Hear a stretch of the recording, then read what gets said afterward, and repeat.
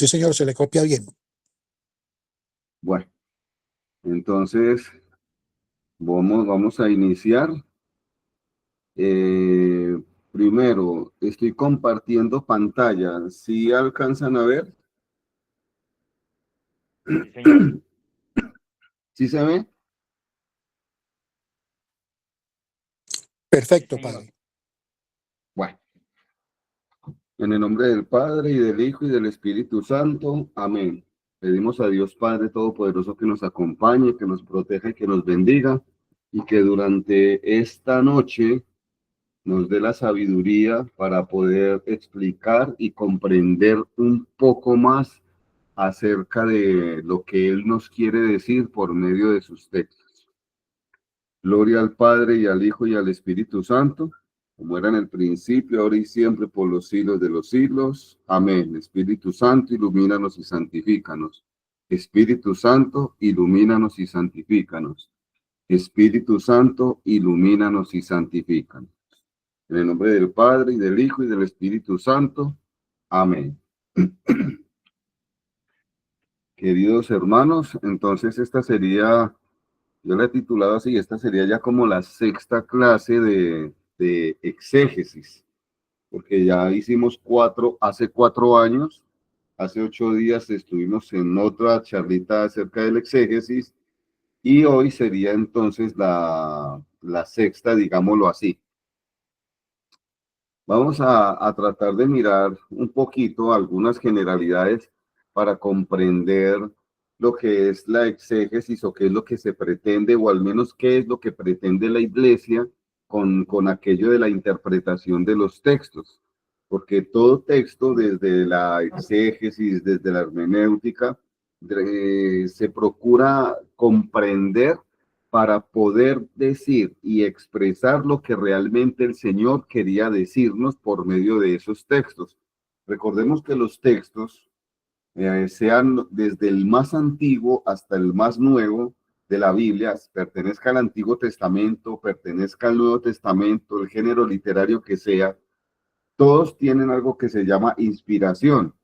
Es decir, el Padre, Dios, Yahvé, el Señor, como lo queramos llamar, ha inspirado a seres humanos para transmitirnos un mensaje. Entonces son palabras de Dios escritas por seres humanos, inspiradas en seres humanos. Y se supone o se presume que hay cierto tipo de inerrancia en cada texto de esos. ¿Qué es la inerrancia? Es que Dios no se equivoca. Cuando el Señor escribe un texto, cuando el Señor inspira a alguien para escribir algo, y ese alguien, llámese geógrafo, llámese copista, comienza a escribir ese texto, lo que está haciendo es escribiendo palabra de Dios. Nosotros los seres humanos nos equivocamos. Nosotros los seres humanos cometemos errores. Nosotros los seres humanos eh, agregamos cosas, quitamos cosas, e incluso hacemos que el mensaje sea diferente al original. Por ejemplo, cuando nosotros jugamos al teléfono roto, eso se puede ver claramente. Pero Dios no se equivoca. El que se equivoca es el ser humano. Dios no se equivoca para nada, porque pues nosotros en fe, y además de fe, sabemos que Él todo lo hace perfecto. Por ejemplo, como cuando alguien decía que Dios hizo las cosas tan perfectas que el planeta Tierra está justo en el lugar que le corresponde. Porque si estuviésemos hacia la derecha, hacia donde está el sol, un poquito más cerca, nos chambuscaríamos. Pero si estuviésemos hacia la izquierda, un poquito más, nos congelaríamos. Y Dios nos puso exactamente en el lugar perfecto, en el lugar correcto, con una órbita que no se altera para nada, ni siquiera con las llamaradas solares, ni con la energía que viene de los púlsar y los cuásar que vienen de otras galaxias.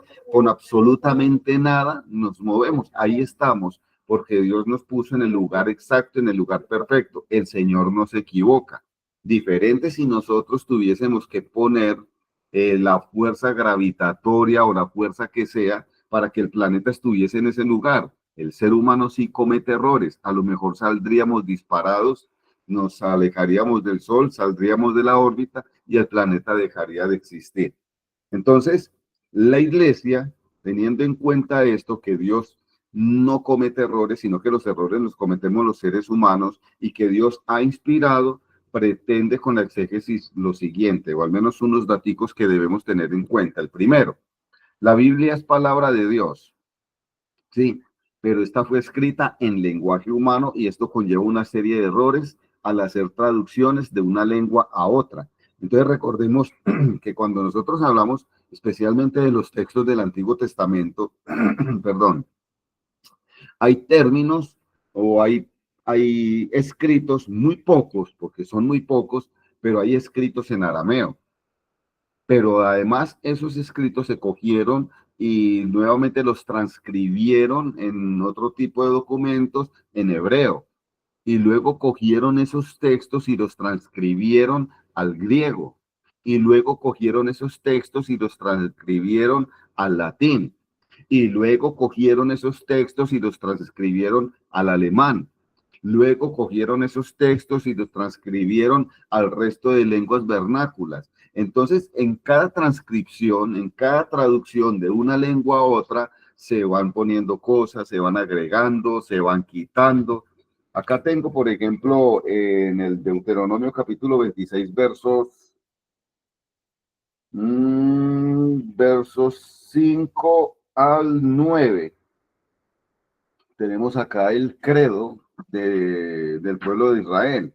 Entonces, alguien a sus inicios podría haber escrito tranquilamente: mi padre era Abraham y él bajó a Egipto y luego salió de allí e hizo una gran nación.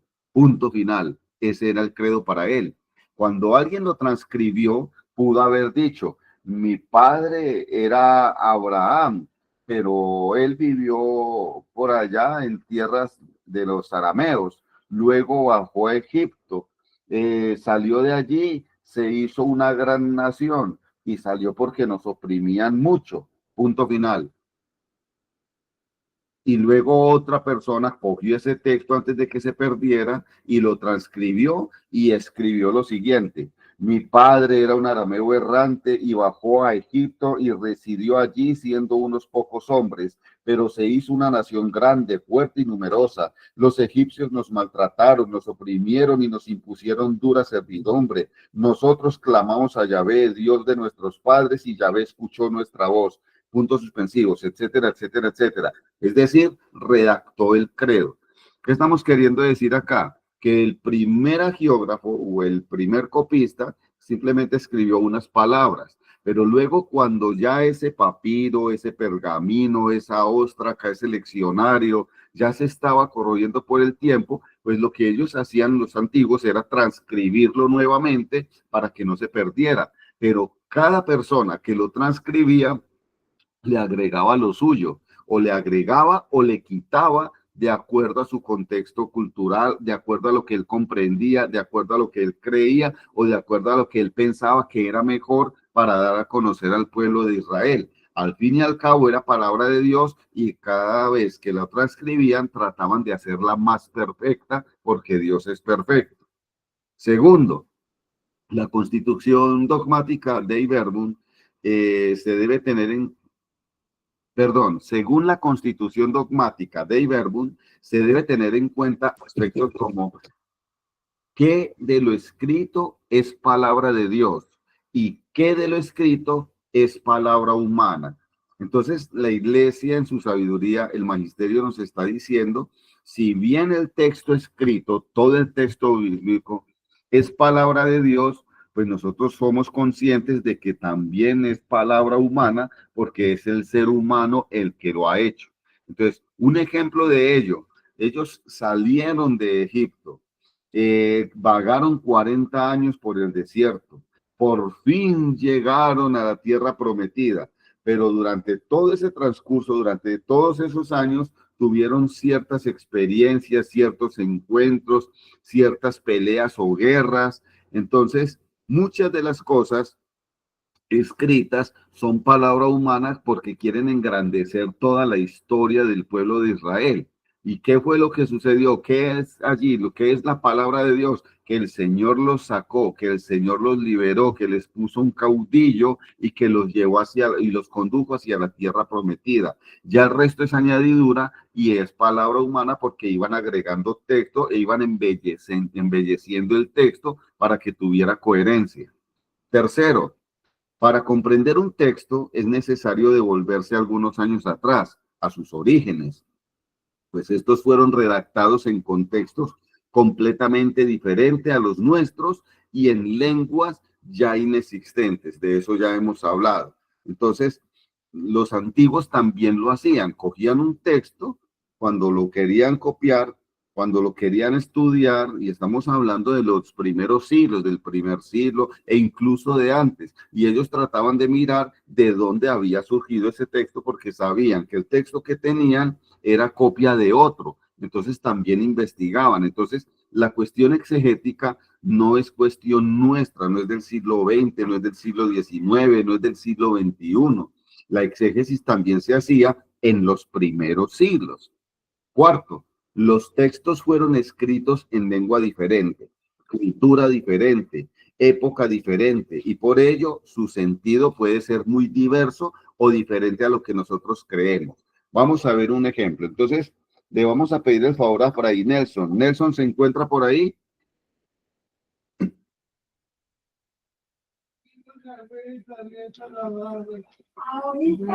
¿Me están escuchando?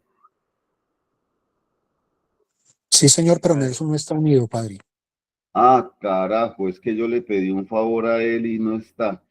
Entonces, le voy a pedir el favor a cualquiera de ustedes, el que quiera colaborarme, que haya leído o que al menos tenga idea de qué se tratan las bodas de Caná.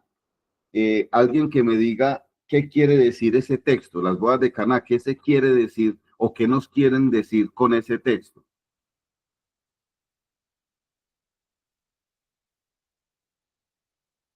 Esa era la tarea de Fray Nelson, pero si no está,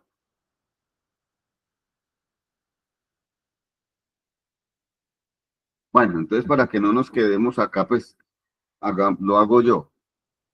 Cuando nosotros leemos el texto de las bodas de Caná, entonces es una fiesta, se les acaba el vino y María inmediatamente interviene y pone a Jesús como garante. Lo pone, les dice a los criados, mire, si acabó el vino no hay problema, hagan lo que él les diga que haga, madre, pero todavía no ha llegado mi hora, hagan lo que él dice, les diga que hagan, y punto final. Entonces llevaron unas tinajas y Jesús dijo, a ver, llénenlas de agua, las trajeron y ahora vaya, llévenle al mozo, al que los manda a ustedes y denle a probar. Y el mozo probó el agua porque se la llevaron y dijo, wow, pero señor, este es el mejor vino que haya tomado yo. Todo el mundo da el mejor vino al principio para después dar el peor al final y usted hizo todo lo contrario. Dio el vino más malito y ya para el final dio el mejor porque está delicioso. Entonces nosotros cuando tratamos de mirar ese texto, o al menos cuando uno escucha a un sacerdote explicando ese texto en una homilía, usualmente lo que dicen es, ahí está el comienzo de la vida pública de nuestro Señor Jesucristo, porque es el primer signo según Juan y el primer milagro según los sinópticos. Entonces, es el milagro, el comienzo de la vida, el despertar de nuestro Señor Jesucristo, el comienzo de su trabajo, el comienzo de lo que Él hace acá. Su mesianismo comienza a funcionar. Y eso usualmente nos quedamos ahí. Pero resulta que esos textos escritos en lengua diferente, cultura diferente, tienen un sentido diverso y diferente a lo que nosotros a veces creemos. Ejemplo, ahora sí miremos el texto propiamente. No lo vamos a leer, solamente vamos a mirar unos detallitos. En el Evangelio de Juan, las bodas de Caná nos muestran el inicio de la actividad de Jesús, sus signos llamados milagros en los otros evangelios. Pero nos podemos dar cuenta de las siguientes situaciones. Miremos acá, 1, 2, 3, 4 y 5.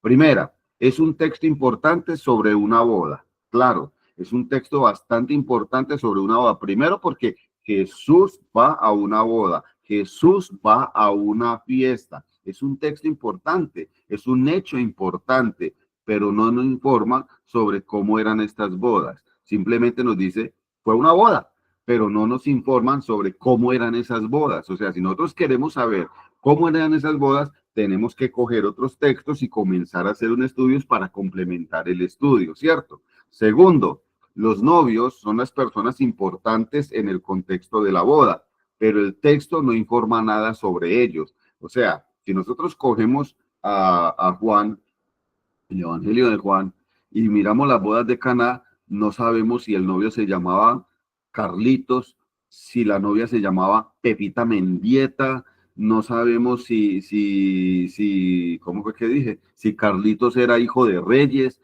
si Pepita Mendieta era una princesa, no sabemos si eran hijos de personas excesivamente ricas, no sabemos nada, absolutamente nada de ellos porque no se informa absolutamente nada.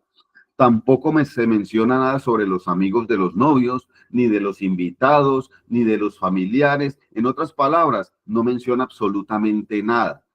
Pero son detalles que son importantes. ¿Por qué razón? Porque habían 6 tinajas, ¿cierto? Cada tinaja puede contener de 420 a 600 litros.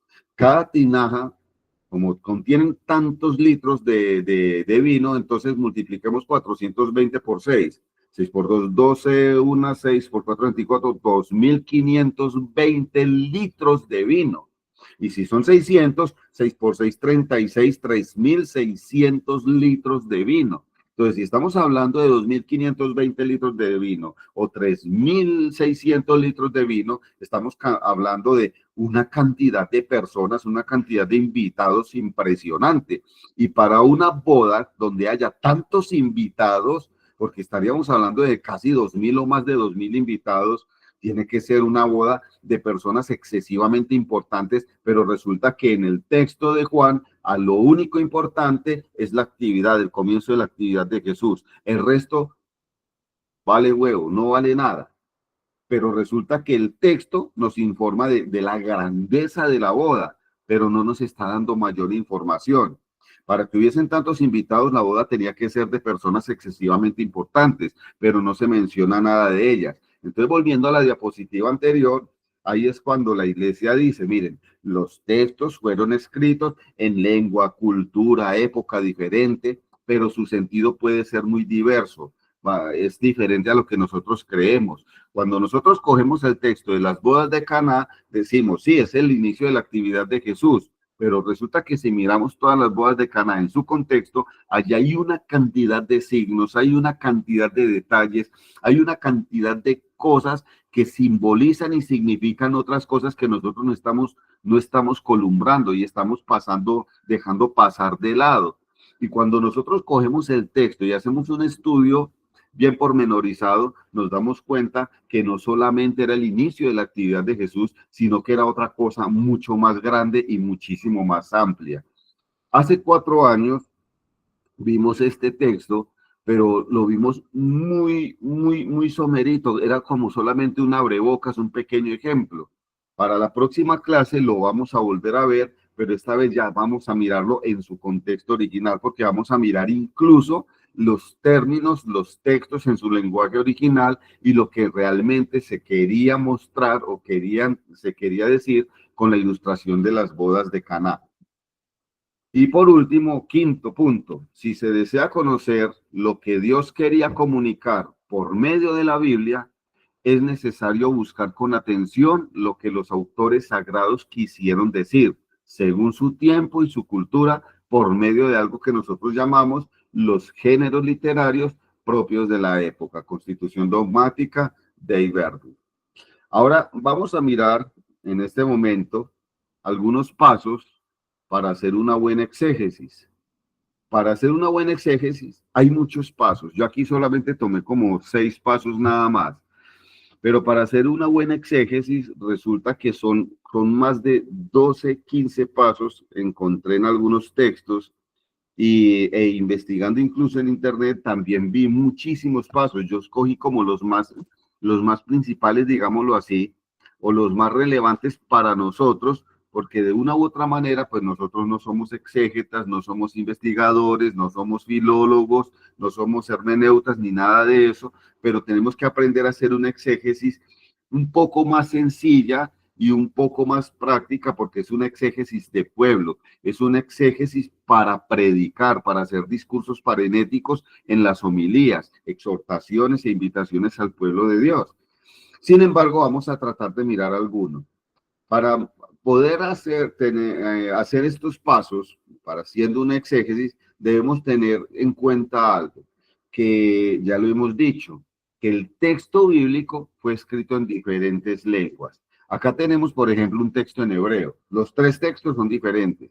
Tenemos en la mitad un texto en griego y tenemos al final el texto que más conocen ustedes, el Padre Nuestro, Pater Noster, qui es in celi, sanctificetur nomen tuum, adveniat regnum tuum, fiat voluntas tua, sicut in cielo et in terra, etc. Entonces, nosotros vemos que hay una diferencia bárbara entre los textos, entre el hebreo, que a mí me parece hermosísimo, y el griego, pues ustedes ven las diferencias que hay allí, ¿cierto? Y entre el griego y el latín también hay una diferencia, son diferentes lenguas, son diferentes contextos, son diferentes culturas, tenían una manera de escribir completamente diferente, ¿cierto? Y las palabras que existen en una lengua, en un lenguaje, pueden ser incomprensibles para otro. Palabras, palabras que se escriben y que quieren decir algo, no hay forma de traducirlas a otro lenguaje. Entonces, para hacer una buena exégesis, hay que tener en cuenta todos esos pequeños detalles. Y entrándonos ya en materia, diríamos que un primer paso para hacer una exégesis es valernos de algo que se llama la crítica textual. Hay tres críticas, ahí solamente vamos a mirar dos. Hay tres críticas, está la crítica textual, está la crítica literaria y está la crítica histórica. Y las tres críticas son muy buenas en el momento de estudiar un texto antiguo, porque nos están develando lo que realmente quería mostrarse, lo que se quería decir y el sentido de cada cosa, desde lo textual, desde lo literario y desde lo histórico. Vamos a mirar la primera, valernos de la crítica textual. Ella compara los diferentes manuscritos sobre el mismo texto y de esta manera nos acerca a la versión más original. Los textos bíblicos siempre serán copias de otro texto. Entonces, ¿qué hace la crítica textual? Coge un texto, pero resulta que este texto es una copia de este otro texto. Entonces coge los dos textos y comienza a hacer un estudio pormenorizado del texto en sí, ¿cierto? Y desde esa perspectiva, pues se van descubriendo cosas, que este copista, el último de los copistas o el último geógrafo, le agregó algunos términos, le quitó otros términos. ¿Por qué le agregó? ¿Por qué le quitó? ¿Qué tanto le cambió el sentido a lo que estaba diciendo el primer texto, que es un poco más original que el último? Ahora miremos otro texto que hay más atrás. Ese otro texto está diciendo es algo diferente a lo que dice el último. ¿Qué fue lo que pasó en la evolución de este texto? Eso lo hace la crítica textual. Segundo paso, debemos de marcar o delimitar el texto. O sea, nosotros debemos tener claro cuál texto se va a trabajar, dónde inicia y dónde termina, porque nosotros vamos a trabajar es con perícopas. ¿Cómo así que con perícopas? ¿Qué es una perícopa? Ahí donde dice aclaración, dice que es una perícopa. ¿Qué es una perícopa? Una perícopa es un pedacito de un texto que tiene un inicio, tiene un final y tiene sentido completo. Entonces nosotros vamos a coger, a ver, yo cojo acá la Biblia de San Mateo, cojamos el Evangelio de Mateo. Empecemos acá, acá está, Evangelio según San Mateo. No podemos coger todo el Evangelio, porque si cogemos todo el Evangelio para hacer un exégesis, nos metemos en un problema. Hay que hacerlo por pedacitos, hay que demarcar, hay que delimitar, hay que coger por perícopas. ¿Qué es demarcar y delimitar el texto? Es coger Evangelio según San Mateo. Vemos que tiene una parte del capítulo 1, verso 1 al 17, y ese es la genealogía de Jesús. Pero si cogemos el verso 18 del capítulo 1, entonces ya empieza, José asume la paternidad legal de Jesús. Entonces una perícopa es la genealogía de Jesús. ¿Por qué? Tiene un inicio, libro del origen de Jesucristo, hijo de David, hijo de Abraham, ¿cierto? Y tiene un final. Entonces, así que el total de las generaciones son desde Abraham hasta David, 14 generaciones. Desde David hasta la deportación a Babilonia, 14 generaciones. Desde la deportación a Babilonia hasta Cristo, 14 generaciones. Entonces, una perícopa es simplemente un pequeño texto, un breve texto que tiene sentido completo. Y nosotros pues solemos llamarlos perícopas. Un libro completo jamás será una perícopa, pues está compuesto de muchos relatos. El Evangelio de Mateo, cojámoslo nuevamente, tiene la genealogía de Jesús. Volteemos la página, tiene la adoración de los magos, es otra perícopa. Otra perícopa, la huida a Egipto y muerte de los inocentes. Otra perícopa, la predicación de Juan el Bautista. Otra perícopa, el bautismo de Jesús. Otra perícopa, las tentaciones en el desierto, que es lo que vamos a ver en el día de hoy. Otra perícopa, sigamos con el Evangelio de Mateo, las bienaventuranzas, eso es una perícopa. Otra perícopa, la parte donde se habla acerca del cumplimiento de la ley, donde se hace todo un estudio pormenorizado de la ley en el Nuevo Testamento a la luz del Antiguo Testamento. Otra perícopa, miremos por acá, el Padre Nuestro, el ayuno. Otra perícopa, a ver, por acá. Cuando habla de los falsos profetas, allí también hay una perícopa interesante para trabajar. La sección narrativa de los 10 milagros, ¿cómo es que se llama esto? Las curaciones de Jesús, la curación de un leproso, la curación del criado de un centurión, cada uno son perícopas completamente diferentes. Los milagros, las expulsiones del maligno, las parábolas, todo eso son perícopas, ¿cierto? Y así se trabaja. Cuando el exégeta, el profesional en exégesis y en hermenéutica, cuando ellos comienzan a trabajar sobre un texto, trabajan así, por pedacitos. Entonces, que las bodas de Caná, esto es una perícopa, vamos a hacerle exégesis a las bodas de Caná.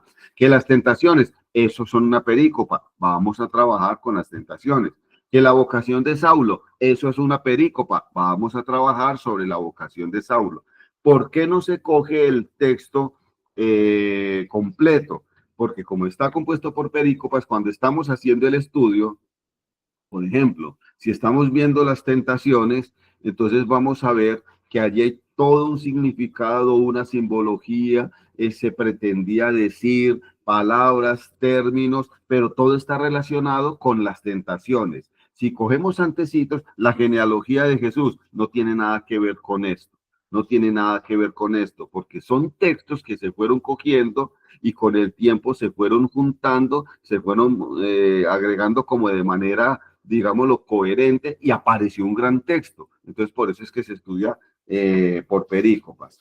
Tercero, se deben utilizar las diferentes traducciones o textos. Entonces, los grandes teólogos, los que hacen exégesis, los que se dedican a la investigación, cogen, por ejemplo, la Biblia hebraica Stuttgartensia o la Biblia hebraica Quinta o el Novum Testamentum Grace en griego, que están saliendo, y también cogen textos antiguos como papiros, óstracas, leccionarios, los pergaminos, mientras que nosotros utilizamos la Biblia de Jerusalén y la Biblia latinoamericana, que son las Biblias que están a nuestra mano y que nos permiten hacer una exégesis, pero muy pastoral.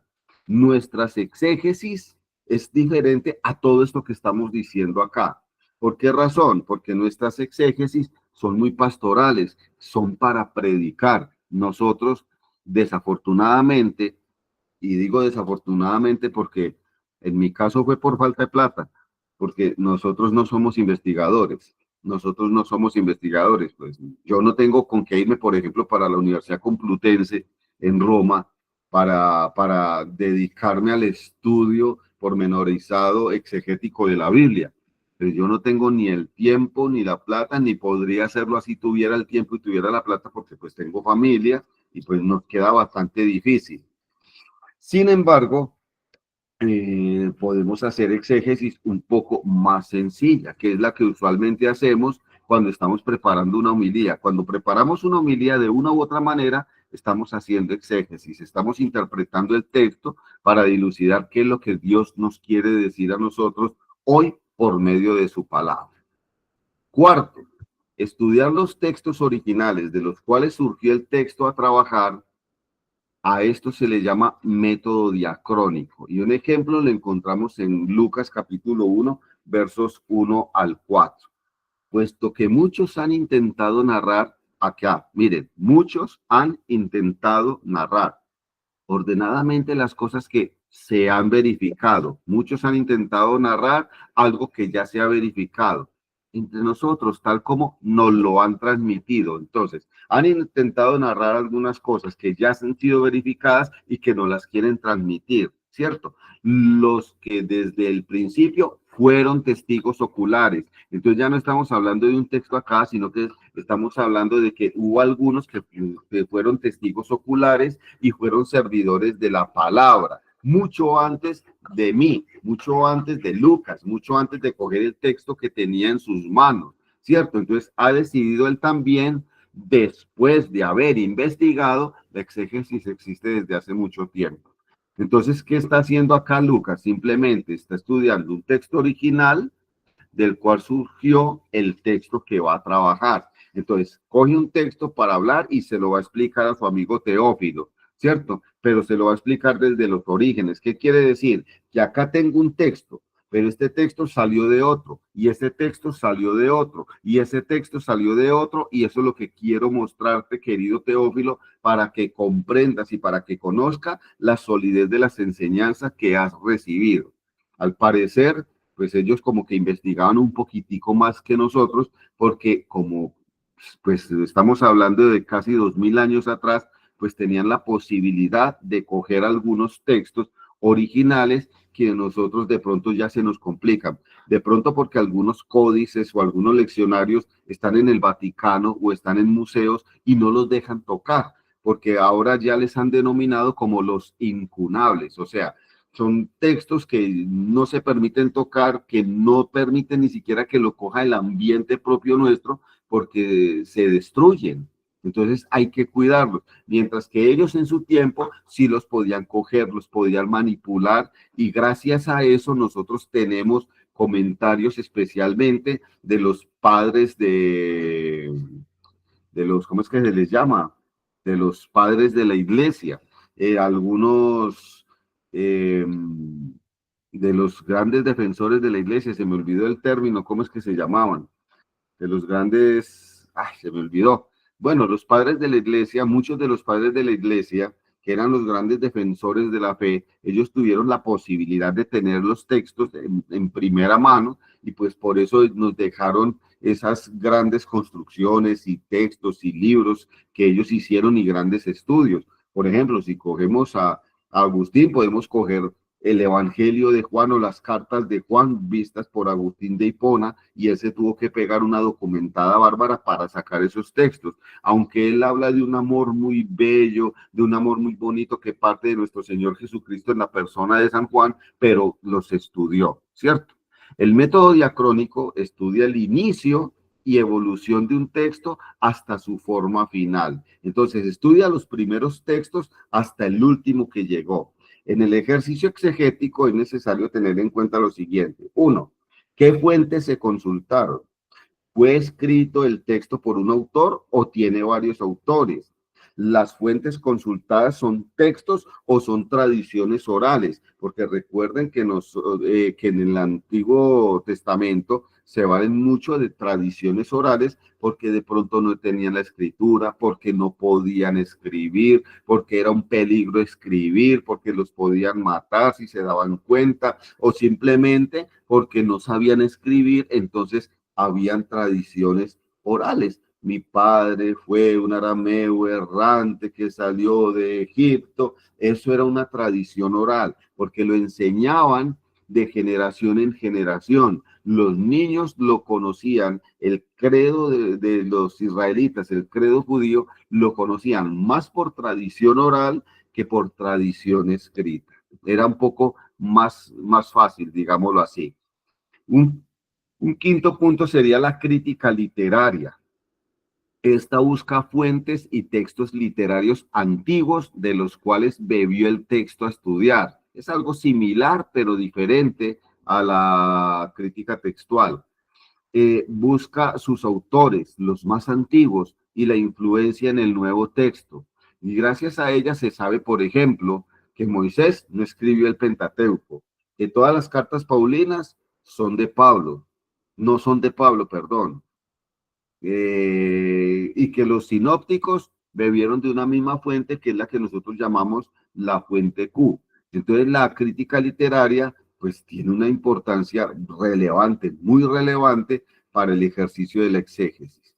Y por último, los géneros literarios son las diferentes formas de escribir que pertenecen a un autor o a una época determinada, teniendo en cuenta su contenido y también teniendo en cuenta su estructura. Ejemplos de ellos: la profecía es un género literario, las parábolas son un género literario, las epístolas son un género literario, la historia son un género literario. Es decir, cuando alguien está escribiendo profecía, el lenguaje, la manera en que se expresa es completamente diferente al que está escribiendo historia. El que está escribiendo historia relata los hechos tal cual como sucedieron, diferente a un texto que sea poético, que sea poesía. No es lo mismo coger, por ejemplo, el libro de los Reyes y leerlo. Es muy diferente ese género literario, por ejemplo, a los Salmos, al Coelet, al Eclesiastés, al Eclesiástico, al libro de Job. Son muy, muy diferentes. La sabiduría, entre otros. Tendríamos que tener en cuenta aquí también, no lo tengo acá, tendríamos que tener en cuenta, por ejemplo, que hay textos que son repeticiones, que hay textos que son duplicados, y todo eso hay que tenerlo en cuenta en el momento de hacer una exégesis. Hay otros puntos más, pero como lo nuestro es un poquito más sencillo, entonces vamos ahora sí a pasar a mirar lo que es el texto de las tentaciones. Pero para el texto de las tentaciones vamos a tratar de hacerle una pequeña exégesis a esa pericopa de las tentaciones. Me valí de tres textos. Me valí del comentario Casa de la Biblia, me valí del comentario de San Jerónimo, que es un poco más técnico, y me valí de las anotaciones que tiene la Biblia de Jerusalén, que es muy importante para este tipo de ejercicio para nosotros. Pero antes de mirar las tentaciones, vamos a pedir el favor a tres personas. Primera, Didier, nos vas a decir qué dice el texto. ¿Qué dice el texto? Espera un momentico, por favor, Fray Didier. Segundo, sigue doña Amanda y ella nos dice qué le dice el texto a ella. Entonces, Didier nos dice qué dice el texto. Eso es puntual. Doña Amanda nos va a decir qué le dice el texto a ella. Y finaliza la señorita Ángela con qué nos dice el texto a todos nosotros. Este pequeño ejercicio que vamos a hacer acá es una pequeña exégesis sencilla de la cual la iglesia se vale para explicarnos la palabra. Y esa pequeña exégesis es la que nosotros conocemos como la lectura divina o lección divina. Fray Didier, ahora sí, ¿qué dice el texto? El texto dice, el diablo pone a prueba a Jesús. Luego el Espíritu llevó a Jesús al desierto para que el diablo lo pusiera a prueba. Estuvo 40 días y 40 noches sin comer, y después sintió hambre. El diablo se acercó entonces a Jesús para ponerlo a prueba y le dijo, si de veras eres hijo de Dios, ordena que estas piedras se conviertan en panes. Pero Jesús le contestó, la Escritura dice, no solo de pan vivirá el hombre, sino también de toda palabra que salga de los labios de Dios. Luego el diablo lo llevó a la santa ciudad de Jerusalén. Lo subió a la parte más alta del templo y le dijo, si de veras eres hijo de Dios, tírate abajo, porque la Escritura dice, Dios mandará que sus ángeles te cuiden, te levantarán con sus manos para que no tropieces con piedra alguna. Jesús le contestó, también dice la Escritura, no pongas a prueba al Señor tu Dios. Finalmente el diablo lo llevó a un cerro muy alto y mostrándole todos los países del mundo y la grandeza de ellos, le dijo: yo te daré todo esto si te arrodillas y me adoras. Jesús le contestó: vete, Satanás, porque la Escritura dice: adora al Señor tu Dios y sírvele solo a Él.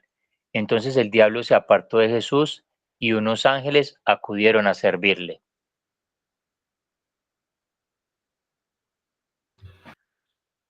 Fray Didier, muchas gracias. Una recomendación para la próxima. Cuando se hace este Sí, señor. ejercicio de qué dice el texto, no es leerlo.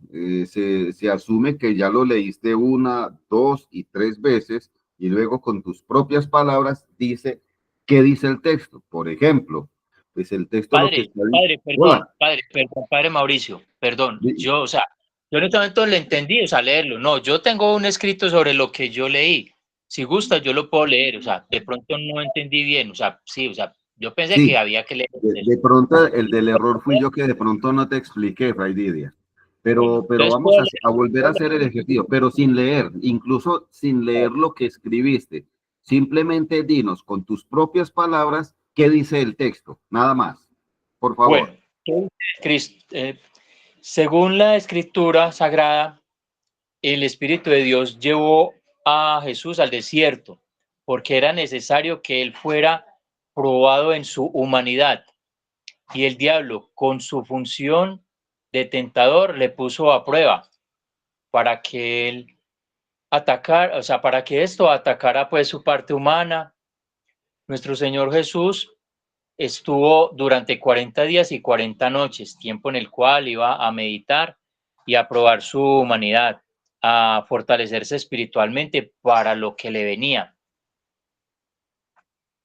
Este ayuno espiritual le fortaleció en gran manera para esa misión que debía llevar a cabo según las escrituras, porque desde hace muchos años ya estaba todo escrito, que así debía de ser, para que fuera cumplida la voluntad de Dios, que pudiera cumplirse en su pasión, muerte y resurrección, y para que fuera consumado todo, según las escrituras, para nuestra salvación. Es entonces cuando el demonio le pone a prueba en la parte del alimento, que la cual es una necesidad humana vital, pero en la cual nuestro Señor Jesucristo contesta al demonio: no solo de pan vivirá el hombre, sino también de toda palabra que sale de los labios de Dios, porque Dios por eso se nos ha manifestado en las Santas Escrituras, demostrándonos que esa palabra que Él nos da es espíritu y vida. Y si nosotros sabemos escucharla y ponerla a prueba, nos servirá para fortalecernos y para afrontar todas las dificultades que podamos tener en nuestra vida. Así que con esto el demonio, al demonio se le hace ver que solamente de alimento físicamente no es lo único que nos sostiene, sino esa palabra divina de nuestro Padre que está en los cielos.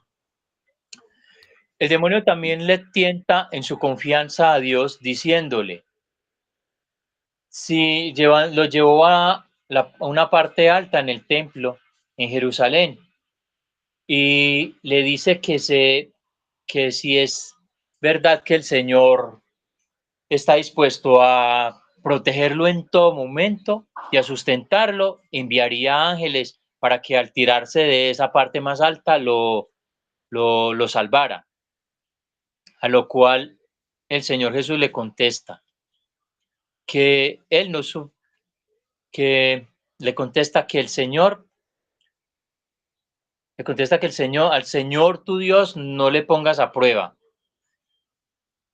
queriéndole hacer dudar acerca del poder de Dios, lo cual con lo cual el poder de Dios, y finalmente lo lleva a un cerro muy alto y le muestra, perdón, bueno, con esta parte quiere tentar también como su parte en el poder de Dios, o sea, hacerlo dudar acerca de lo que Dios puede hacer para hacerlo para llevarlo a cabo siempre con bien, protegerlo y librarlo de todo.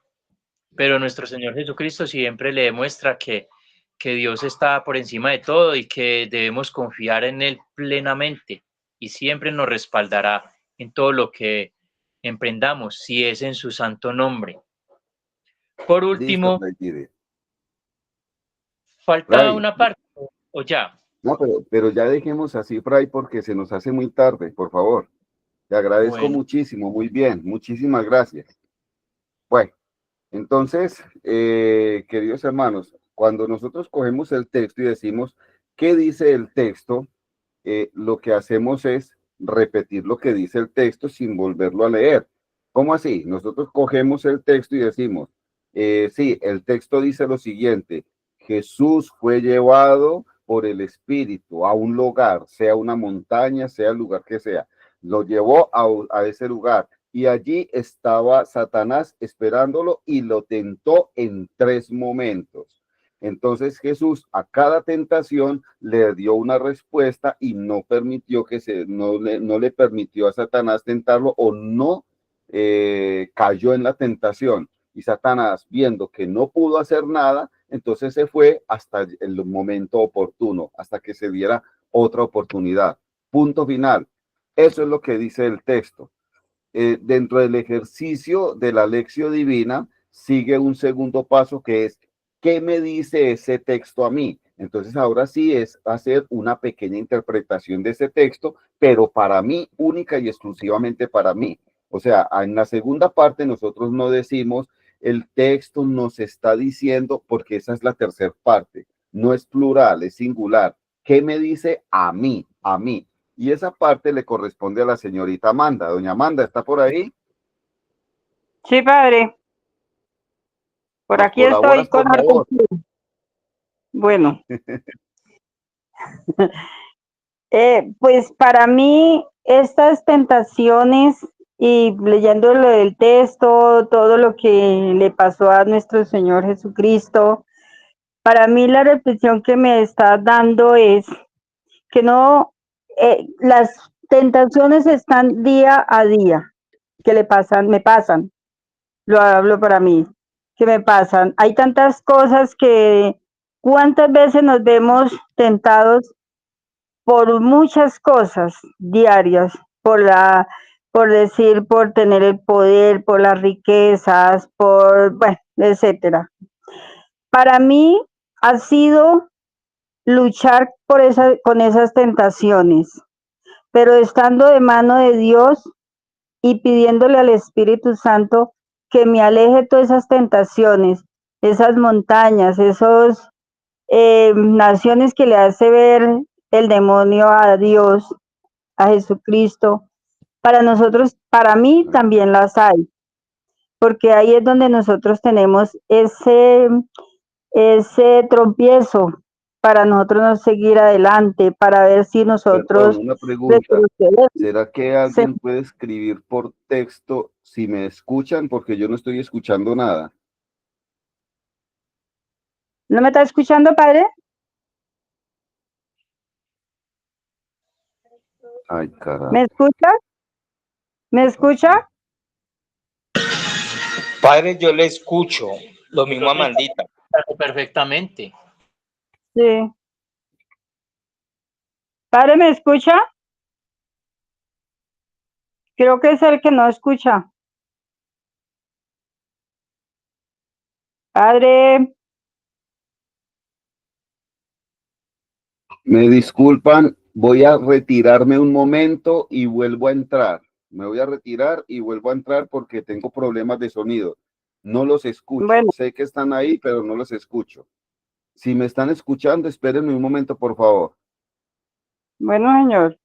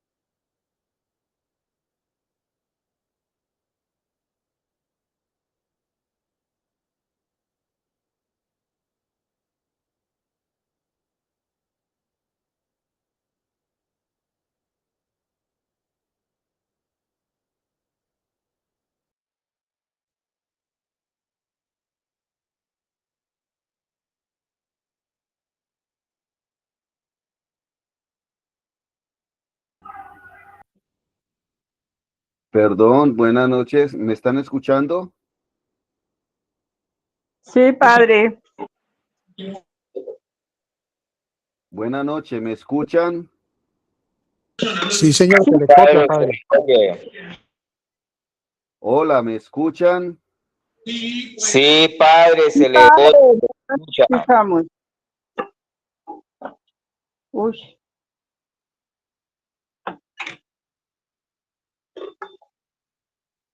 Ay, Dios.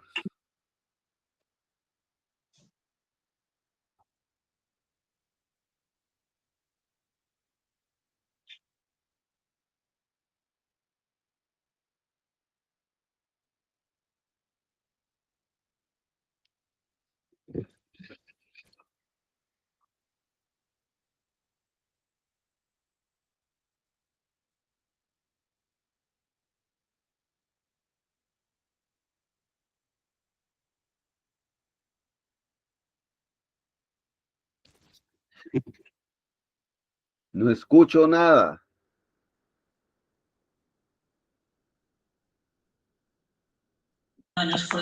Padre, sí se le está escuchando, acá se le escucha.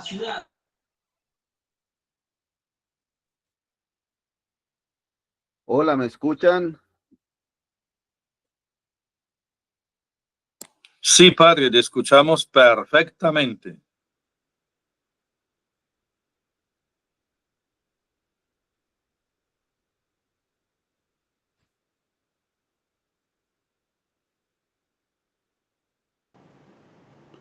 Hola, ahora sí me escuchan.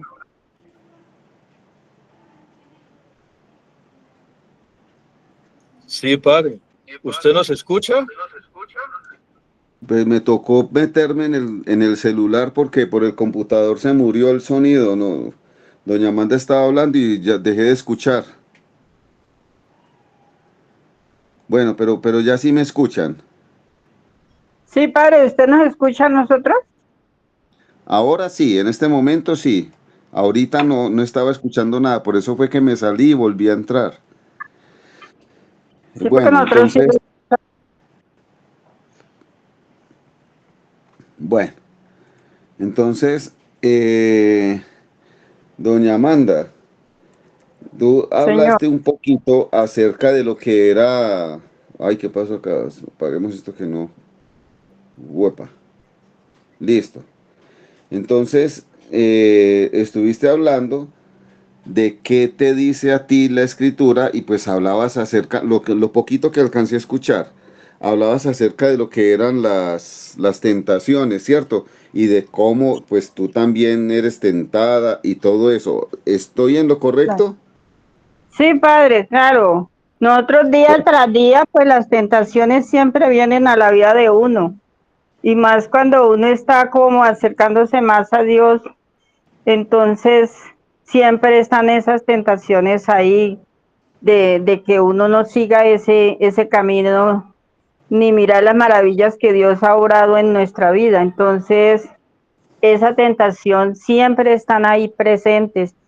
Y lo que yo hago es pedirle mucho al Espíritu Santo que llene ese corazón de gracia para que me aleje cada vez las tentaciones, porque eso es día tras día, siempre están esas tentaciones en mi vida. Pero ha obrado tanto que, que yo creo que el amor hacia Dios es muy grande y Él siempre me tiene presente para alejarme de esas tentaciones y siempre estar a mano de Dios y poder tener esa gratitud y esa felicidad con Él. Muy bien, doña Amanda, Dios te pague. Ahora pidámosle el favor a la señorita Ángela, ¿está por ahí? Doña señora Ángela, No, Buenas no, noches, señor, padre. padre. buenas Padre, noches. ella me dijo Entonces, que la disculpara con usted porque ella está enferma hoy, no puede ni escribir. bueno, tranquila, no se preocupe. La señorita Ángela lo que nos iba a decir era qué nos dicen las tentaciones a nosotros. Entonces, el primer ejercicio que nosotros hacemos cuando hacemos una exégesis sencilla, el primer ejercicio es qué dice la escritura. Entonces son las tentaciones, se fue llevado por el Espíritu, Satanás lo cogió y lo tentó en 3 veces, Jesús le dio 3 respuestas épicas, como vio que no podía, entonces se fue y lo abandonó hasta una próxima ocasión. Punto final. Segundo, ¿qué me dice a mí? Yo creo que el Señor me está diciendo que son muchas las tentaciones por las cuales yo voy a pasar, pero al estilo de Cristo Jesús debo aprender a darle respuesta, porque la tentación en sí no es un pecado, el pecado está en aceptarla y caer en ella, cometer el error y pecar. Entonces el Señor, bueno, y ahora, ¿qué dice para todos? Es la tercera parte del ejercicio de la lectura divina o de la lección divina, y es la que utilizan mucho los sacerdotes cuando van a predicar. ¿Qué dice para todos? Primero, ¿qué dice la Escritura? Porque tenemos que saber qué es lo que dice. Segundo, ¿qué me dice el Señor a mí? O sea, me está hablando a mí. Y tercero, ¿qué será lo que nos quiere decir el Señor a todos? ¿Qué quiere decirle a la comunidad? Entonces ya comenzamos nosotros a explicar. Miren, las tentaciones nos están queriendo decir que así como fue tentado Jesús, somos tentados todos y cada uno de nosotros. Usted tiene sus propias tentaciones, usted tiene las suyas, porque cada uno de nosotros tiene unas debilidades y el maligno las conoce muy bien y por ahí se nos mete y por ahí nos está tentando. Pero nosotros que queremos ir por el camino que conduce a Cristo Jesús, tenemos que saber darle respuesta para no caer en esas tentaciones y ser fuertes, pedirle al Señor, y es todo el discurso, ¿cierto? Entonces, ya teniendo en cuenta ese pequeño ejercicio, miremos qué haría un exégesis, porque esto es un ejercicio exegético, lo que es la lección divina, pero qué haría una exégesis sencilla para nosotros. ¿Qué haría una exégesis? ¿Qué nos mostraría acerca de este texto de las tentaciones? Que estamos cogiendo Mateo 4, versos 1 al 11. Entonces tenemos acá algunos detalles que podemos intuir. Si cogemos los textos, nos damos cuenta que el Evangelio de Marcos es tan corto que miren, acá está solito, cortito, porque apenas son 2 versos. Es capítulo 1, versos 12 y 13. Mientras que Mateo es capítulo 4, versos 1 al 11. Y Lucas es capítulo 4, versos 1 al 3. Ve, los dos son capítulo 4. Capítulo 1 al 13. Entonces nos damos cuenta, primero, que Marcos es el texto más antiguo. Y es el más antiguo y apenas son 2 pequeños versitos. A duras penas menciona la tentación. Fue llevado al desierto para ser tentado y punto final. Mientras que Mateo y Lucas nos dan una serie de claves como para entender el texto. Por ejemplo, miren, entonces Jesús fue llevado por el Espíritu en Mateo y fue conducido por el Espíritu en Lucas, ¿cierto? Para ser tentado por el diablo en Mateo y tentado por el diablo en Lucas. Fue llevado por el Espíritu. Eso es clara alusión que fue el Espíritu Santo de Dios que llevó a Cristo Jesús para ser tentado por el diablo. Entonces es como si eso hubiese sido toda una maquinaria, todo premeditado, todo organizado. No más imaginémonos este cuadro. Se reúne Satanás con Dios y bueno, hermano, ya se está llegando la hora de su amado hijo. ¿Qué hago? Hermano, yo necesito saber de qué está hecho mi hijo. Si tiene madera, tiéntelo. Al igual que Job, tiéntelo. Pero eso sí, donde usted me toque a mi hijo, pucha, lo hago desaparecer de la faz, porque no vuelve a desaparecer por ningún lado. Vas, lo tentás, pero no lo tocas. Listo, Señor, listo. O sea, imaginémonos toda esa maquinaria, como si Dios y Satanás se hubiesen puesto de acuerdo para que el maligno tentara a Jesús. Entonces, como eso se organizó, como eso fue como premeditado, digámoslo así, porque es lo que se puede intuir. Por eso escribimos acá, vamos a ver qué cosas o qué detalles podemos intuir. Entonces fue llevado por el Espíritu, porque como eso fue organizado y premeditado, estamos suponiendo, el Espíritu tenía que hacer que eso se cumpliera, entonces lo lleva, ¿cierto? Y después de hacer un ayuno, entonces acá, después de hacer un ayuno, nos remite a aquello de este tipo de demonios solamente los podemos derrotar con penitencia, ayuno y oración. En otras palabras, Jesús estaba preparado para esto. también lo sabía. Iba a ser tentado, también lo sabía y se preparó, no solamente durante 40 días y 40 noches, sino que también ayunó durante esos 40 días y 40 noches, que nos informan ambos evangelistas, tanto Mateo como Lucas. Sintió hambre. Entonces ese sentir hambre es que nos están queriendo mostrar, sobre todo en Lucas, nos están queriendo mostrar que Jesús es verdaderamente hombre, ser humano al 100%. Es un hombre que si se le cae un adobe en el pie, en la uña, va a gritar, va a decir, ay juelita, esta vaina duele mucho, porque es un hombre total. Tan hombre es que sintió hambre, tan hombre es que se compadecía por los demás, tan hombre es que sintiendo conmiseración por las personas perdonaba los pecados, y tan hombre era que tuvo que escaparse más de una vez antes de que lo agarraran porque aún no había llegado su hora. Entonces también tuvo que correr, también tuvo que huir. Y tan hombre era que, Señor mío, Padre mío, por favor, si es posible, si se puede, aparta de mí este trago amargo, este cáliz amargo, si se puede, por favor. ¿Por qué razón? Tenía miedo, era hombre. Sin embargo, hágase tu santa voluntad. Y aquí hay un detalle muy interesante. Si eres hijo de Dios, en Lucas y en Mateo, si eres hijo de Dios en la segunda tentación, si eres hijo de Dios en la segunda tentación, tanto en Lucas y en Mateo, entonces el maligno lo coge y le dice, bueno, si usted es el hijo de Dios, entonces haz lo siguiente, convierta los panes en piedra. Si eres el hijo de Dios, entonces vea, hermano, adóreme y yo te regalo todo esto, tírate y el Señor mandará a sus ángeles para que no te tropiece ninguna piedra. Si eres hijo de Dios, entonces tendrás el favor del Señor, ¿cierto?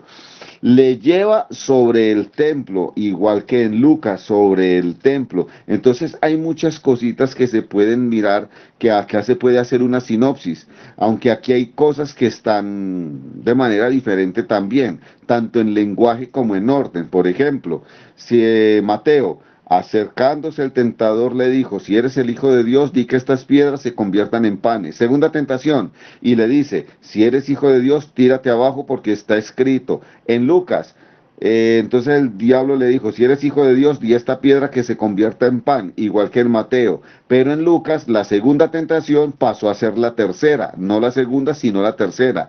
Le llevó a Jerusalén y le puso sobre el ladero del templo y le dijo, si eres hijo de Dios, tírate de aquí abajo. Entonces hay unos pequeños detallitos que nos muestran las diferencias, pero también nos dan a entender que ambos personajes, tanto Mateo como Lucas, bebieron de una misma fuente para poder redactar este texto. Veamos Marcos, es el texto más corto de las tentaciones, ¿cierto? Se cree que fue ampliado por Lucas y Mateo tomando como base la fuente Q. ¿Qué están queriendo decir acá los comentaristas? Que hay una fuente Q. De esa fuente Q cogió Marcos primero, y sacó lo de las tentaciones. Luego Lucas y Mateo cogieron a Marcos, lo leyeron y se remitieron a la fuente Q y luego ampliaron el texto y sacaron el texto de las tentaciones. Entonces miren, producto final, Lucas, que se basó en Marcos, que se basó en la fuente Q, QL.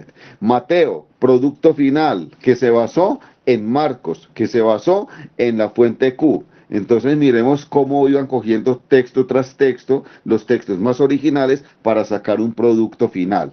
La alusión al desierto hace relación a la creencia entre el mundo judío que los demonios habitaban en la soledad de este lugar. Eso lo vamos a matizar un poquito más adelante.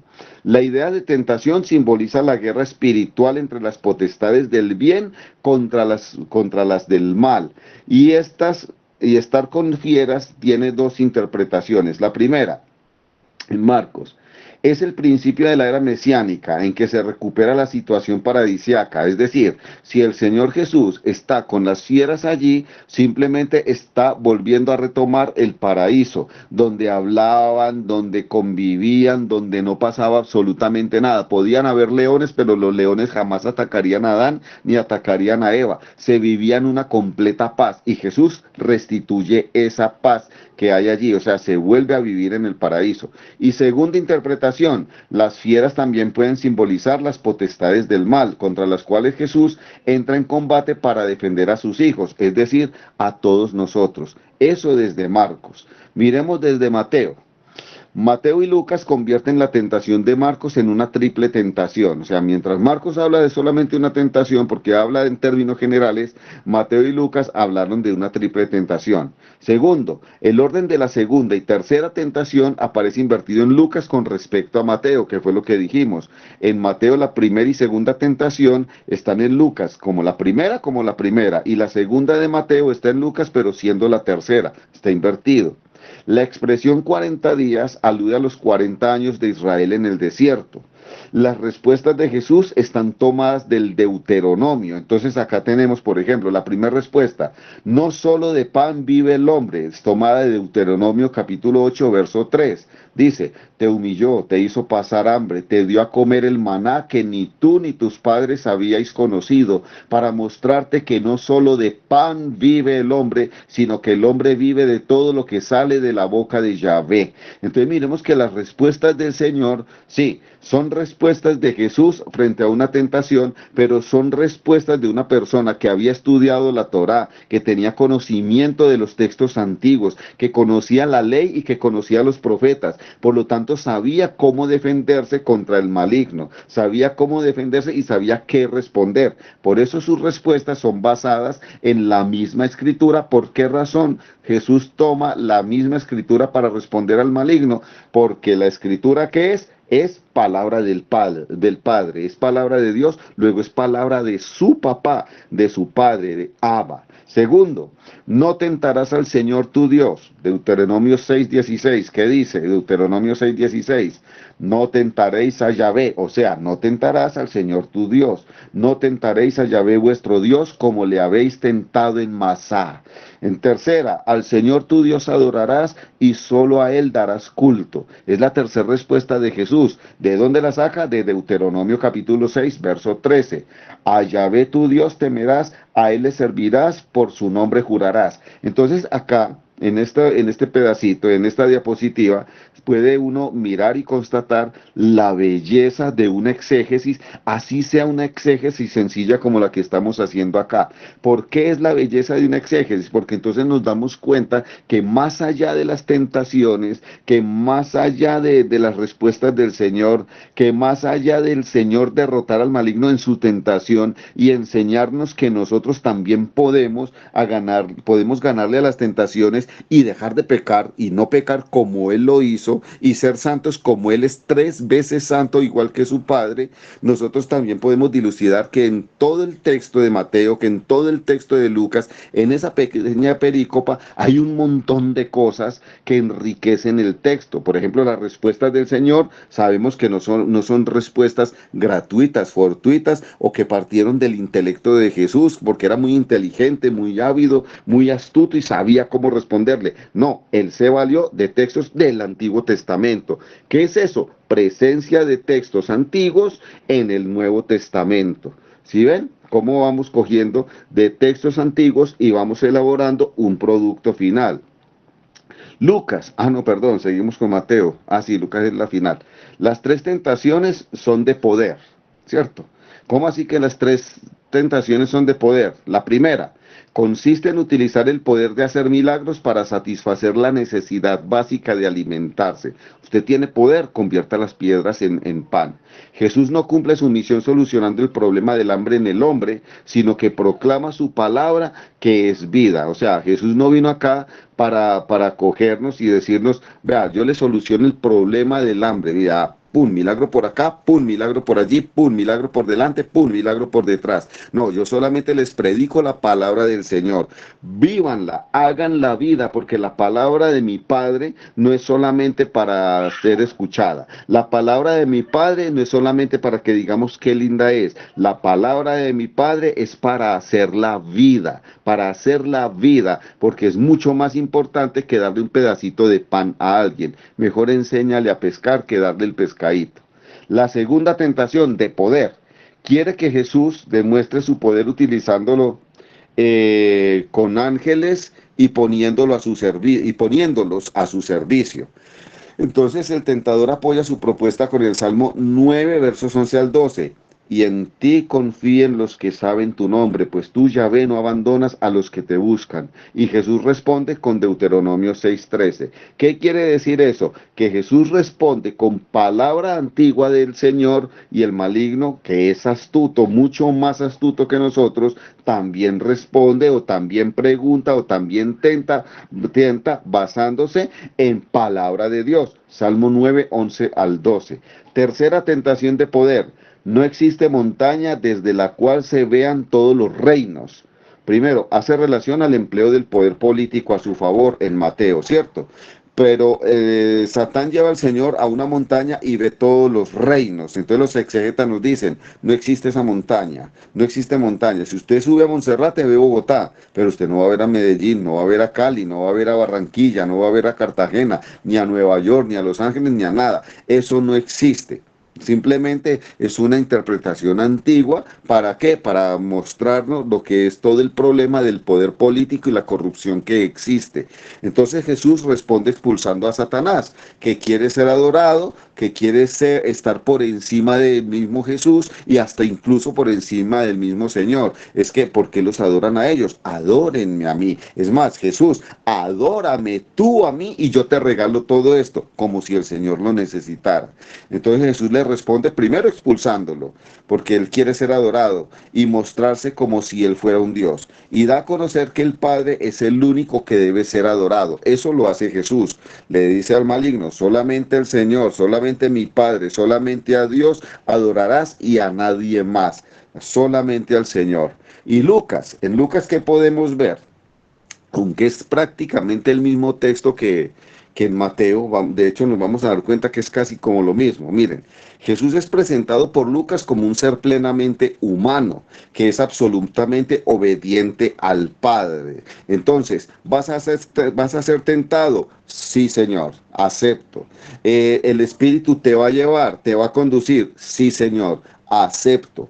Satanás va a ir, estará ahí y te va a tentar. Sí, Señor, acepto. Es completamente obediente al Padre. ¿Vas a sufrir la pasión? Sí, Señor, acepto. Muy bien. ¿Vas a ser crucificado? Sí, Padre, acepto. Esa es la palabra de Jesús presentada en Lucas. Es decir, Lucas lo muestra primero como un ser humano, normal, como un hombre, punto final, pero que es completamente obediente al Padre, ¿cierto? En Hebreos 2:18 dice, pues habiendo pasado la prueba del sufrimiento, puede ayudar a los que están pasando, a los que la están pasando. Entonces Jesús primero sufrió él en carne propia, incluso hasta las tentaciones, para poder comprender al resto del género humano, a todos los hombres y mujeres, y así podernos ayudar, teniendo él primero la experiencia. Jesús revive la experiencia de Israel en el desierto. ¿Por qué? Miremos qué dice Deuteronomio 8, verso 2.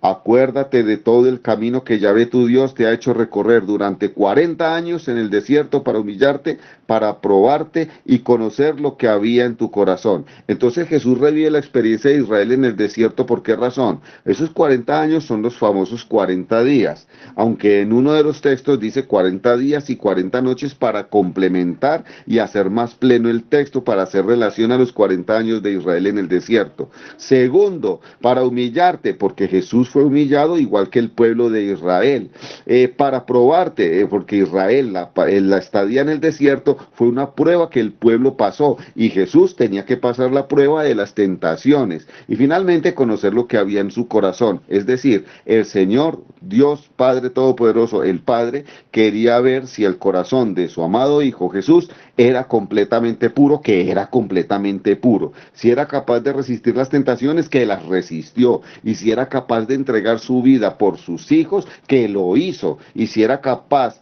de al momento de ser glorificado, permitir que la raza humana también fuera glorificada con el Padre cuando estemos allá con ellos, que también lo logró. El desierto es el lugar, uno, de los demonios, y 2, de fieras salvajes. Entonces nos volvimos nuevamente a Mateo, que también está hablando de lo mismo. El desierto es el lugar de demonios y de fieras salvajes. Solo que Lucas es un poco más claro. ¿Por qué razón? Es el lugar de los demonios y fieras salvajes. Cogemos Levítico capítulo 16, versos 22 y versos 26. Dicen, así el macho cabrío llevará sobre sí todas las iniquidades de ellos hacia una tierra desierta. Entonces recordemos que ellos, antiguamente el sacerdote, ¿qué hacía? Cogía todos los pecados del pueblo de Israel, los depositaba sobre el macho cabrío y mandaba el macho cabrío al desierto para que muriera. Y muriendo el macho cabrío en el desierto, morían los pecados del todo el pueblo de Israel. Por eso dice, así el macho cabrío llevará sobre sí todas las iniquidades de ellos, o sea, del pueblo de Israel, hacia una tierra desierta. 1.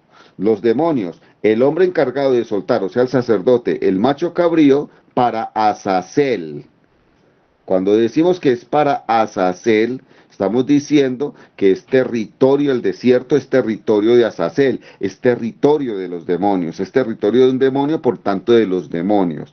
2. Fieras salvajes, desierto, lugar de animales salvajes. Jesús destruye el poder hostil y vive como el nuevo Adán, restaurando el paraíso. Lo que estábamos diciendo ahora con relación a Mateo. Entonces, en Lucas nos remite a Isaías capítulo 11, versos 6 al 9, que dice, serán vencidos el lobo y el cordero, y el leopardo se echará con el cabrito, el novillo y el cachorro pasarán juntos, y un niño pequeño los conducirá, la vaca y la osa pasarán, juntas acostarán sus crías, el león como los bueyes comerá paja, hurgará el niño de pecho en el agujero del áspid, y en la ura de la víbora del recién destetado meterá la mano. Nadie hará daño, nadie hará mal en todo mi santo monte, porque la tierra estará llena de conocimiento de Yahvé, como cubren las aguas el mar. Es decir, se restituye nuevamente el paraíso. Lucas hace alusión al texto de Isaías. A la luz de Isaías nos está mostrando que así como es el desierto puede ser tierra de demonios, también es tierra de animales, pero entonces Jesús, al convivir con ellos, lo que hizo fue restituir nuevamente el paraíso. En otras palabras, es como si fuese una nueva alianza. Nuevamente se restituye el paraíso y nuevamente nos da una nueva oportunidad para que nosotros podamos ser salvos también.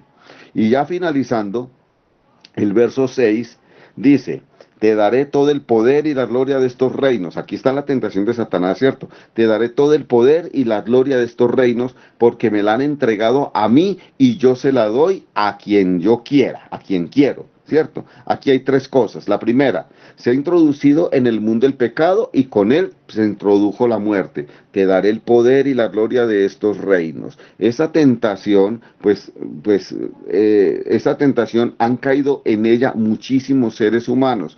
Y cuando se introduce esa tentación y cuando caemos en ella, se introduce el pecado. Y introducido el pecado, pues también aparece lo que es la muerte. Satanás hizo del hombre un esclavo de su tiranía y eso evidentemente pues se puede constatar. Satanás es el príncipe del mundo, según este texto. Satanás es el príncipe del mundo, tiene su control y gobierna sobre él. ¡Ay, carajo! ¿Qué pasó aquí?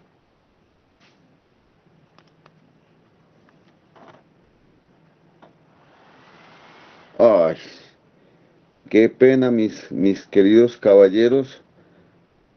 No sé qué pasó, el computador se... ¿Ve qué le pasó?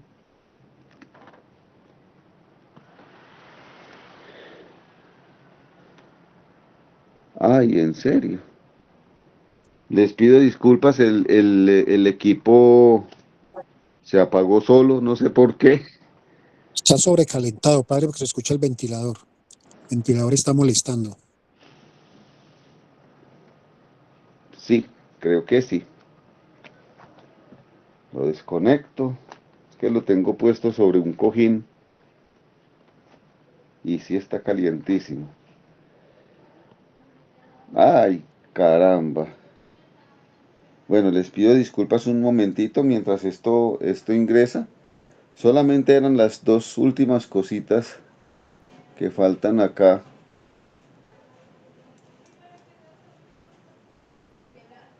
Pero quítele el cojín, padre, porque eso sobrecalienta el equipo por debajo. Debe estar Entonces, sobre base plana. entonces, sobre base plana, estoy en la cama, lo tengo que poner sobre las piernas y tengo pantaloneta y me quemó. Sí, señor. Está caliente. Bueno, lo último que había allí era la alusión al Espíritu Santo, como el Espíritu Santo pues actúa también en este momento porque el Espíritu de Dios es el que conduce a nuestro Señor Jesucristo allí. Es que se me olvida cuál es la última flecha, entonces, bendito sea el Señor. Eran solo 2 detallitos y ya acabábamos.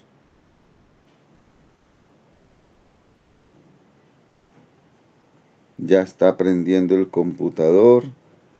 Paciencia porque este equipo tiene como 14 años.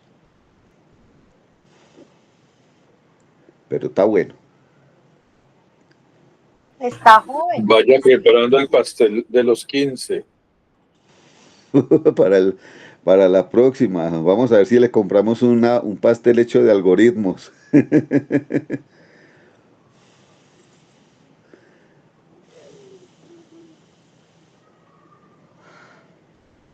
Ay, Jesús, bendito sea el Señor.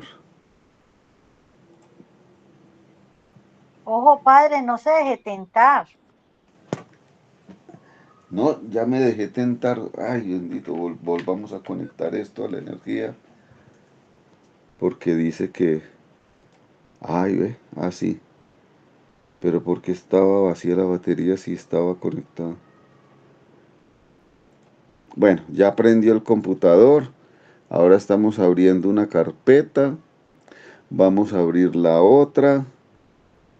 No voy a volver a presentar porque tendría que volver a entrar y nos demoramos mucho más. Solamente miro la presentación y acabo las explicaciones pertinentes. Hoy he tenido dificultades con el sonido, con el equipo. Les pido disculpas a todos y a todas.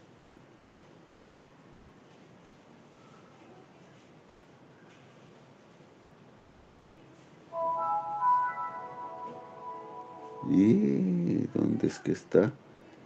Aquí lo tengo, unidad E. Ay, ¿por qué está demorando tanto? Insefid, doble clic. Moral fundamental. Misal. Exorcismo. Exégesis. Número 6.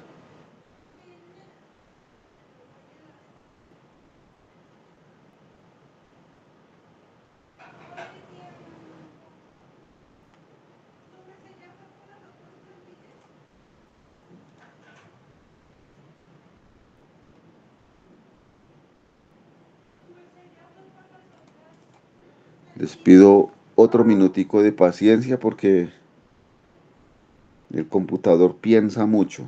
Es que es muy inteligente.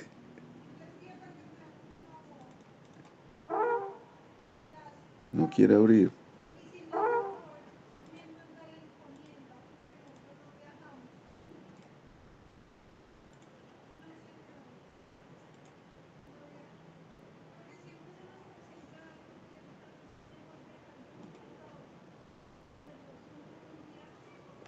Dice recuperación del documento.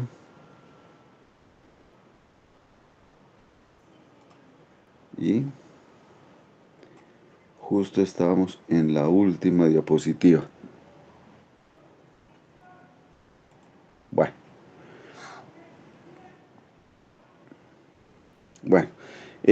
la segunda parte es que el texto nos muestra la idea joánica de que el mundo está bajo el poder del demonio y se está librando una batalla espiritual a muerte de proporciones épicas, de proporciones cósmicas, basado en Apocalipsis capítulo 13, versos 1 al 8. Entonces se está librando una batalla que se ve o se columbra o se vislumbra desde el texto lucano, ¿cierto? Desde el verso 6. Y la tercera parte es que Jesús rechaza la posibilidad de convertirse en un Mesías de la ostentación, que aunque es lo que la mayoría de los judíos deseaban. ¿Por qué? La mayoría de los judíos que deseaban que Jesús fuera el guerrero, que fuera el rey, que tuviera armas y que liberara al pueblo de Israel de los romanos y de cuantos le estaban esclavizando. Eso era lo que ellos querían, pero eso no era lo que Jesús quería, porque cuando le preguntaron, él dijo, mi reinar, no, mi reinar no es ese, mi reinar es servir.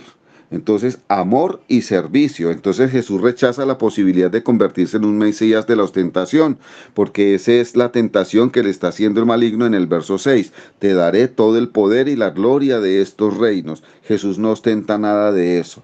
Y Jesús nos enseña que a la salvación se llega por el camino humilde y a veces es el camino más doloroso, ¿cierto? Y por último, el verso 13, acabada toda tentación, el diablo se aleja de él hasta tiempo oportuno, ¿cierto? Cuando está hablando aquí de tiempo oportuno, entonces Lucas, ¿qué está haciendo? Nos está anticipando la pasión de nuestro Señor. O sea, el maligno dijo, bueno, aquí no hubo nada, yo mejor me largo, pero después me desquito. Y llega la pasión de nuestro Señor y nuevamente se hace presente el maligno. Y sí, efectivamente se desquita porque logra matarlo. No pudo con Jesús, el maligno, Satanás, no pudo con Jesús, pero sí pudo con Judas, Lucas 22:3. ¿Por qué? Porque lo tentó y Judas finalmente termina entregando a Jesús por 30 pinches monedas, ¿cierto? O sea, lo traiciona. No pudo con Jesús, pero sí pudo con Pedro, Lucas 22:58. ¿Por qué razón? Porque Pedro cumplió exactamente las palabras que Cristo Jesús le había dicho. A la tercer canto del gallo, pues ya me habrás negado 3 veces. Te darás cuenta que me negaste 3 veces. O sea, eso también es una tentación y Pedro cayó. ¿Qué simboliza esto en Lucas? Que el maligno no pudo con el Señor, no pudo con Jesús, efectivamente no pudo, pero sí puede con el resto de la humanidad, incluso con las personas más cercanas a Cristo Jesús, como lo era Judas, como lo era Pedro y como lo somos nosotros y como somos todos los hijos de Dios. Se fue hasta otro momento oportuno. Deja a Cristo Jesús, pero el momento oportuno que tiene Satanás es este instante, porque cada uno de nosotros también tiene sus propias tentaciones y conocemos nuestros pecados y conocemos nuestras debilidades. Ese es el momento oportuno de Satanás. No pudo con el Señor, pudo con Judas. No pudo con el Señor, pudo con Pedro. No pudo con el Señor, pudo contigo y pudo conmigo. Así es que actúa él y eso es más o menos la parte de exegética de los textos. ¿De dónde saqué esto para que lo sepamos? Toda esta clasecita tiene 4 fuentes. Primero la Dei Verbum, o sea, Concilio Vaticano II. Segundo, las anotaciones de la Biblia de Jerusalén. Tercero, comentario Casa de la Biblia. Cuarto, comentario San Jerónimo. Y hubo una partecita que no recuerdo cuál fue, creo que fue la de Marcos, que la saqué del comentario latinoamericano. Entonces, estos autores o estos comentaristas que haciendo su exégesis nos quisieron mostrar más o menos qué es lo que quería decir la perícopa de la tentación, una pequeña exégesis y pues acá más o menos logramos vislumbrar o columbrar un poquito de lo que nos quería decir realmente, de lo que hay allí en el texto. Muchas gracias, Dios les pague, por hoy terminé. Ay, ahora dice que no me están escuchando. Bueno, muchas gracias, Padre Mauricio, Sí, me escuchan. por esta clase. Bendiciones para todos. Feliz noche. Bueno, Gracias, Padre. Gracias. pero no se vayan, falta la oración final que nos va a hacer Luis Fernando de Arracadas.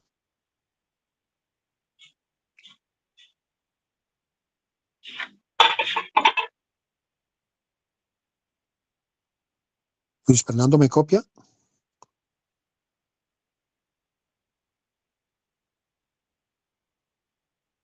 Bueno, Amandita, colabora entonces a desde la picota, por favor.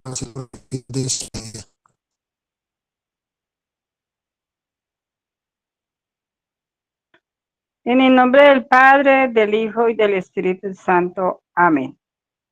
Te damos gracias, Padre Celestial, por esta clase que tuvimos en el día de hoy, por habernos reunido en esta noche, Señor, por haber tenido la dicha de escucharlos. Y también te damos gracias, Señor, por todo lo que nos diste en el día de hoy y por habernos apartado de muchas tentaciones. Padre nuestro que estás en el cielo, santificado sea tu nombre, venga a nosotros tu reino, hágase, Señor, tu voluntad, así en la tierra como en el cielo. Danos hoy nuestro pan de cada día, perdona nuestras ofensas como también nosotros perdonamos a los que nos ofenden. No nos dejes caer en la tentación y líbranos del mal y del maligno. Mamita linda, cúbranos y protégenos con tu divino y precioso manto. Dios te salve María, llena eres de gracia, el Señor es contigo. Bendita tú eres entre todas las mujeres y bendito es el fruto de tu vientre, Jesús. Santa María, Madre de Dios, ruega por nosotros los pecadores, ahora y en la hora de nuestra muerte. Amén. Espíritu Santo, ilumínanos en este descanso que tú nos das para tener un día mañana lleno de muchas bendiciones y en la voluntad de nuestro Padre Celestial, y que el angelito de todas las protecciones de nosotros nos dé la santa bendición, que sea la del Padre, la del Hijo y la del Espíritu Santo. Amén. Feliz noche para todos, paz y bien. Feliz noche Que para Dios les todos. bendiga, que tengan buena noche. Igualmente para todos, feliz noche.